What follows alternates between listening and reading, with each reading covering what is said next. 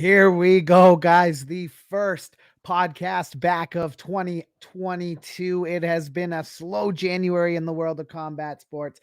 Tarps off. Sports are back, bringing you all things combat sports. Chris Mancuso here alongside Jack Gotsell. Jack, it's good to be back covering the beautiful sport of MMA. UFC 270 coming up this weekend.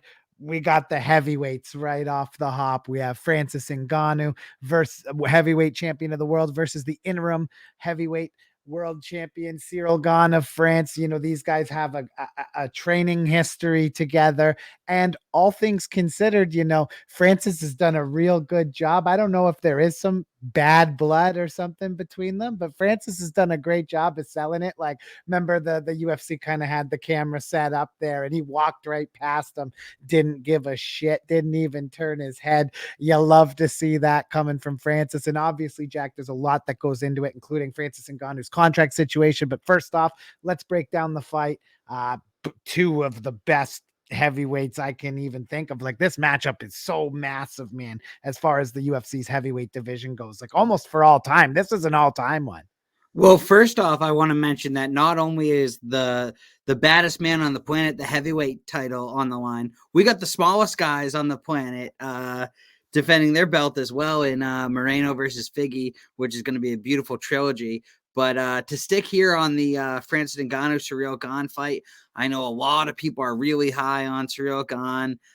There's these weird rumors going around the internet that Francis Ngannou is like fake, like his whole backstory is fake, which I think is just so ridiculous. If you've ever met the man or talked to him, you'll know that that's completely false. So if you're rooting for Gane for those reasons, get out of town. And honestly, I think Francis, as we've heard from many of the boxing experts around the globe here, he has that ultimate equalizer. He has that power. And I think he uses that power. I think he's able to knock out Gane. Yeah, listen, Gane is got obviously kickboxing and Muay Thai. He's fantastic. He's gonna bring that pace. I think I have Francis winning via second round knockout myself. I think when you see this fight come off, you're gonna see Gane coming forward, bringing pressure, maybe even gets the first round. But I guess think what? Gane will get the first round, and I Yep. have Ngannou winning it in the second. Oh, bang. I don't doubt that. I just think that Francis is gonna sit back and he's going to wait. He's going to wait for that one shot like he did Miocic, like we've seen him do so many times. And, you know, when you get hit by Francis Ngannou, the pounds per pressure that you're getting hit with is like getting hit by a Ford Bronco going as fast as the car can possibly go. He can turn your lights out. Yeah, Francis Ngannou by knockout, Jack. I'm going with you there. And now hold on. help And people are please, people are joking about that head kick comment that Francis Ngannou makes, saying he knocked out Gane cold with a head kick. Now Gane says that the head kick dropped him and it hurt. So people saying that Francis Ngannou can't throw a head kick. The head kick did happen. Gane says he was dropped by a head kick, but not knocked out. That's interesting because I don't think I've ever seen Francis throw a head kick in a fight really before. But Gane admitted it happened. Yeah. Well, hey, I'm glad that that's actually true because I kind of saw that too. And I was like, I know Francis can bang, but I didn't know he could kick him in the head. But Jack, with this fight comes, everybody knows this is Francis Ngannou's last fight on his contract. Now, I do believe in any UFC contract, there is a clause that states if you're the champion after your final fight is finished, I believe they have a percentage that they upgrade their standard show purse, and they have to defend the title one more time. But listen, Francis Ngannou has already said his days of fighting for $500,000 and $600,000 are over. He wants, if he's going to stay with the UFC, not only that, he wants the big bucks. He wants assurances that he can go over and do what he dreamed to do coming over to America in the first place, and that's have a shot at a legitimate boxing career. That's been heightened by heavyweight champion of the world and all around absolute beauty, Tyson Fury, even saying he'd like to box Francis Ngannou as well. I don't doubt it after Anthony Joshua took the loss to Usyk there. There's just nothing for Fury. I don't think that's smart for Francis right away, but what is smart for Francis is to get into boxing and make some real money. No, and there's a great opponent for Francis Ngannou. I think win, lose, or draw. I'm not so sure about that stipulation, the contract. But I think win, lose, or draw, this is probably Francis's last time we see him in the octagon. He's always dreamed of being the boxing champion. This was always the route Francis wanted to go. He never said anything differently. And Luis Ortiz has been begging for a big fight. He's a heavyweight boxer. He's earned the big fight. He's been passed by over and over and over again. Doesn't this just seem like a dream match? Luis Ortiz, a very hittable heavyweight that's been begging for a big fight to get that big payday against the UFC champion of the world. Make it happen. Come on. Yeah, give it to me and give it to me now, man. Listen, you know me. I love Francis. Francis, the baddest man on the planet. You know, I love me some Tyson Fury. I want to see that fight, but I want to see that fight in about 18 months. Let's let Francis get into the sport. Let's let Francis get 2 fights before we see that. How about that? Right. 18 months, right? I think that's long enough in boxing. I like Ortiz, Joshua, if he wins both, which I think he could. I think he could too. And Fury. And that is kind of a shot at Joshua. Yeah, and rightfully so after he came out and laid an egg at Tottenham Hotspur Stadium against Usyk. And you know what? I agree with what Tyson Fury said as well. Like, I think Usyk this time, if him and Joshua, when they fight in the rematch, I think Usyk's actually going to knock him out. I think he's going to spark him. And there's no notoriety for Tyson Fury left in a guy like Usyk. He doesn't want to fight him. I get why he's trying to pull Ngannou over. Even said he's willing to do it in 4-ounce gloves in a boxing ring. That would be Fury's been training MMA. He hasn't looked bad. No, it's true, man. It's true. So I mean, listen, if you give me the matchup of Ngannou and Tyson Fury tomorrow, I'm going to take Tyson Fury easily, but I want to see Tyson Fury. I want to see Francis take a couple boxing matches, really perfect the sweet science, and then go in and give Tyson Fury a run, because boxing is just waiting for that, and that could be the biggest crossover fight. I mean, I know Mayweather and McGregor was fun, but Tyson Fury and Francis Ngannou, that's just bad motherfucker versus bad motherfucker. Don't you feel like almost everyone forgot that Francis was a boxer turned mixed martial artist? Yes. It's like they're shocked. It's like you see these guys in the media and it's like, they're like, well, weighing the pros and cons. It's like Francis always said, like, he only took up MMA because it's just, there's a lot less heavyweights there's a lot less fish in the sea when it comes to MMA heavyweights. It's a lot easier to get fights, especially from amateur, to get your way up, to get those fights to turn pro.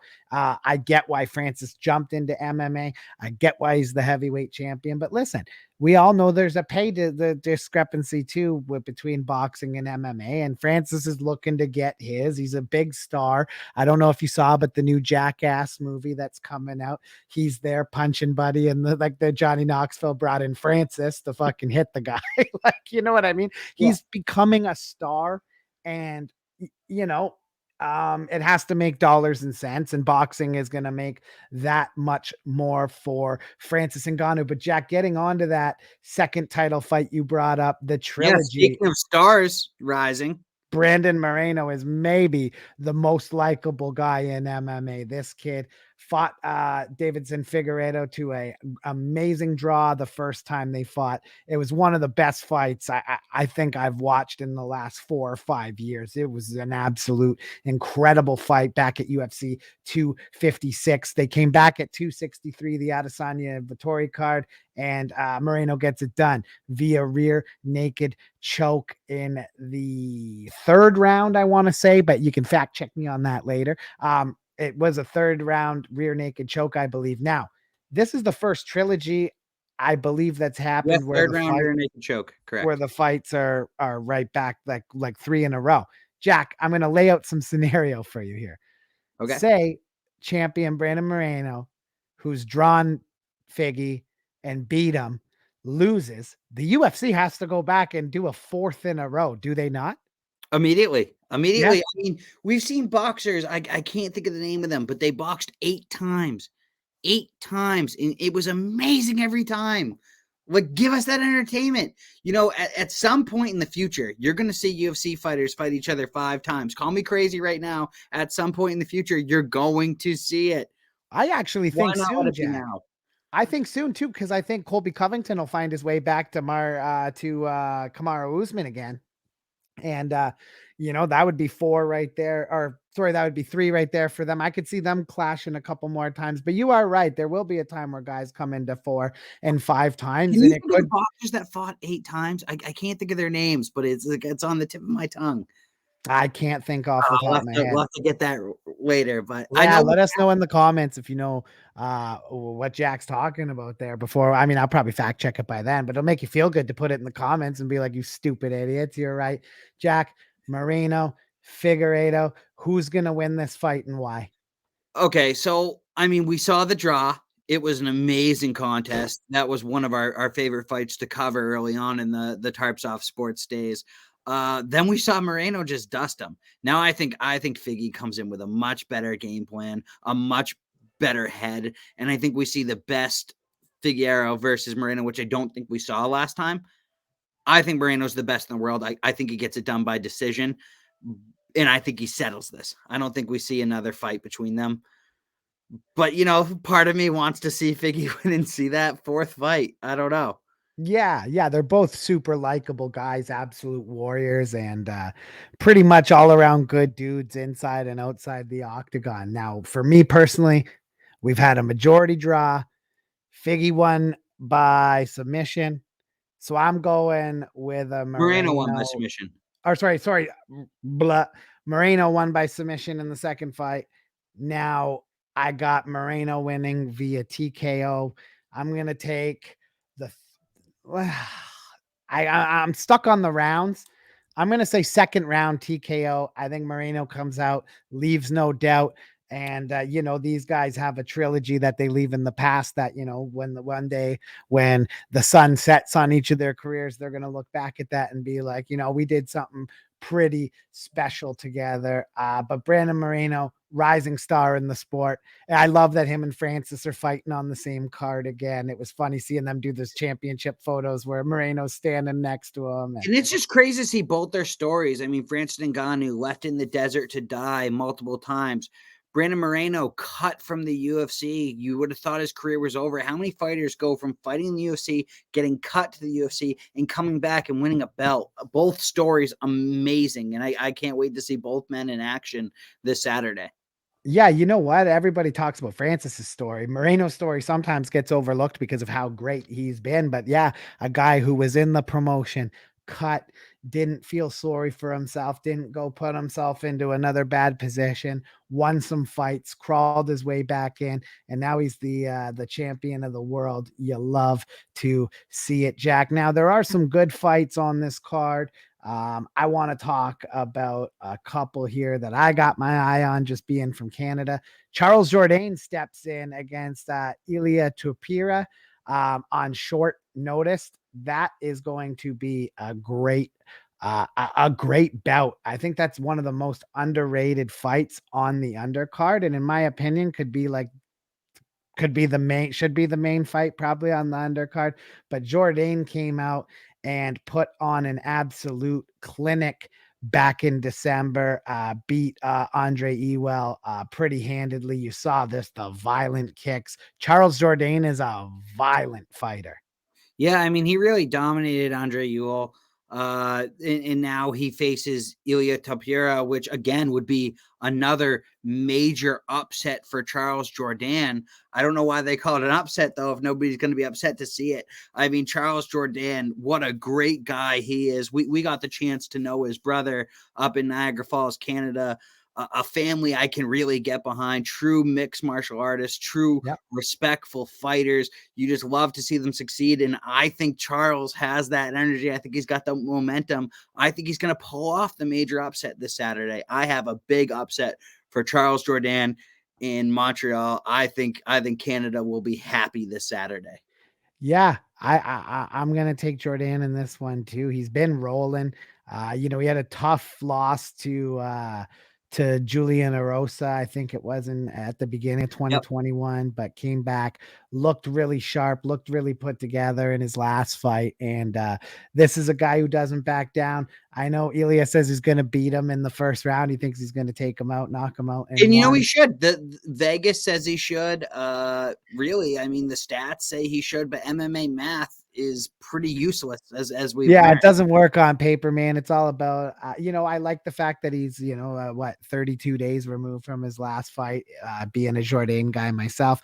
I got Jourdain winning that one by decision, but I think it's going to be a violent display regardless, Jack. And then to keep the Canada train rolling and even that Niagara Falls train rolling, Niagara Tops teams, Jazz the Vicious is taking on Kay Hansen. That kicks off the card 6 p.m. Eastern time, Jack. It's the first Are you fight of the kidding? night. Like when I told you that was the early prelims, you asked me to check again, and I told you I wasn't lying to you. I can't believe that fight is starting off the card. What a barn burner to begin it. I'm so excited for that one. You got Jasmine making her UFC debut. Kay Hansen coming off her first UFC loss. She's now 1-1 in the UFC. She dominated Invicta. She's still like right. I don't believe she's ranked, but she's right outside, and she's still one of those top females in the division. So I think if Jasmine is able to come away with a victory here, she's looking at one more fight, and then she's looking at a ranked opponent. Yeah, listen, this is a girl that sits with a 6-1 record, split decision loss for Cage Fury back in 2020. Could have went either way. That fight came back, beat Ashley Dean, won her fight against Postari on the Contender Series. She works, personal friend of mine, Lucas Body is their striking coach. She puts in a lot of work with Lucas, and listen, this girl is a complete mixed martial artist. You don't get thrown in against a Kay Hansen or something like that right off the hop unless the UFC is testing you out. I think that you're exactly right. I think if she can beat Hansen, get one more fight under her belt, she could become a whole ass problem. And best of luck to her, man. I try not to get too involved with pick and choosing and going for anybody, but just being from the area and that, I'm 100% want her to win. Kay Hansen, not my favorite person on social media either, just like a personal preference thing, I guess. So hoping Jazz gets it done. UFC 270 is going down, buddy, and it's going to be a beautiful card. They're in California. They're at the Honda Center in Anaheim. 13 bouts on the card. The Honda are always a great spot for MMA. Any other fights that you look along the card and does anything stand out to you? Anything else or any one fighter you think people should be looking for out here? I mean, when a Nurmagomedov fights, the eyes are always going to be watching. Side Nurmagomedov versus Cody Stamann is definitely a fight I'm looking at. That's in the 135-pound division. Is Nurmagomedov going to be a contender there? We're going to find out. Not if he can't get past his opponent here, but I mean, he could be a problem in 135 if he can get through this tough test. So definitely a lot of eyes should be on him. Yeah, and I like the Victor Henry taking on I always get his last name wrong, so don't get me wrong here, but Rayoni Barcelos or Barcelos, I'm not sure how you would say it, so respect to the people of Rio de Janeiro. I don't know, I have this has been a fight that they had to push back twice now due to some injuries. Looking forward to that. Always love watching a good Brazilian fighter. Brazilian fighters are savages, so always try to look at a Brazilian, how many Brazilians are on the card, and it gets me fired up for it, man. I'm just happy to see the UFC back. It was crazy, man. They took it felt like forever, but it was a month off before the Calvin Kattar and Chickadee's fight last weekend. Chikot. Why do I always say that about him? Because Chikotse. In Canada, you would I say always used to Chikadze. pronounce it like that until I figured out how to pronounce it. Yeah. Yeah. Chikotse. That was a big upset win for Calvin Kattar, pulling one back for Boston. The Boston guys had been on a little bit of a losing streak. We caught I that didn't fight hate together. to see it. 50-44, Calvin Kattar, Alex the intern. Sucks to be him. Sucks to be Alex the intern in Chicago. Oh man, it was a friggin' a war though. And one thing I gotta say, I love Calvin Kattar, but even he said it after, like he's got to find a way to, eliminate the amount of damage he takes in these fights. Cause for a 50-44 score and two other 50-45s, he looked a little more rough than he should have, but he But does just he? comes to dish out the punishment. He doesn't care if he takes it back. He doesn't Who's care if next, he, though? what's that? Who's next for Calvin Kattar? Does he have to? Because he's probably going to fight Brian Ortega next, or maybe Yair Rodriguez. And if it's Brian Ortega ain't afraid to take damage either. I would love to see that fight. Throw him right in another I war. think it would look like the Ortega and Max Holloway fights. I think it would be I that think same Calvin energy. Kattar is just the reincarnation of Mickey Ward. Wind him up and let him go. Yeah. Guys here to entertain. Oh, dude, he just doesn't stop banging. I love, me. I'm not a big, wrestling type of guy. When the fight goes for 5 rounds and they're all over each other, I respect the hell out of guys like Kattar, like Ortega, like Max, like we just mentioned. Those guys come and they come to bang every single time. Guys, Gane versus Ngannou, heavyweight championship of the world. Moreno versus Figueiredo is going down as well in the flyweight division. It's going to be amazing. 2 title fights. Beautiful night in in Anaheim, California. I love it, dude. Make sure you let us know who you think is going to win each title fight in the comment section. Hit the like button, hit subscribe, have some drinks, and let's get back to violence, man. It's been too long. Bang.